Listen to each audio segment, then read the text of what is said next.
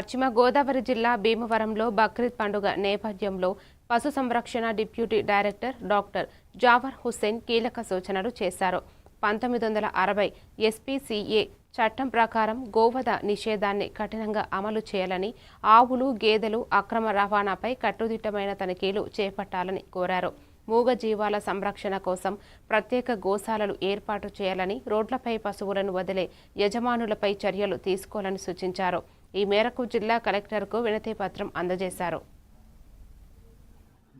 నేను డాక్టర్ జావర్ హుస్సేన్, ఉప సంచాలకులు పశుసంవర్ధక శాఖ భీమవరం డివిజన్ నుంచి మాట్లాడుతున్నాను.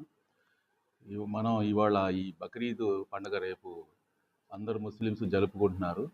దీంట్లో మనకి గోవధ నిషేధం ఉంది. ఆవుల్ని, ఒంటెల్ని, ఆవు దూడల్ని, పెయ్యల్ని కోయకూడదు.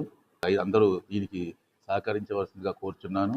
రెండోది, ఈ ట్రాన్స్పోర్టేషన్ ఆఫ్ యానిమల్స్లో కూడా మనం ఈ రెవెన్యూ డిపార్ట్మెంటు మరియు పోలీస్ డిపార్ట్మెంటు దీని మీద కొంచెం చర్య తీసుకోవాల్సిందిగా నేను కోరుచున్నాను. ఎక్కడైతే మనం ఆవులు, తర్వాత ఆవు దూడలు, పెయ్యలు ట్రాన్స్పోర్ట్ చేస్తున్నారో ఈ దివు లేక ఒక్కొక్క వరుసకి అలా 2 వరుసలు వచ్చినప్పుడు 6 పశువుల కన్నా ఎక్కువ వెళ్ళకూడదు.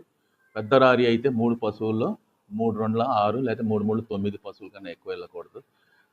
ఇవి కూడా మనం రెవెన్యూ డిపార్ట్మెంట్ కానీ, పశుసంవర్ధక శాఖ వాళ్ళు, తర్వాత పోలీస్ డిపార్ట్మెంట్ కలిసి మాట్లాడాము. దీనికి ఒక బందరు దొడ్డులాగా పెట్టి ఆ పశువులను తీసుకెళ్ళి అక్కడ కట్టేశారు.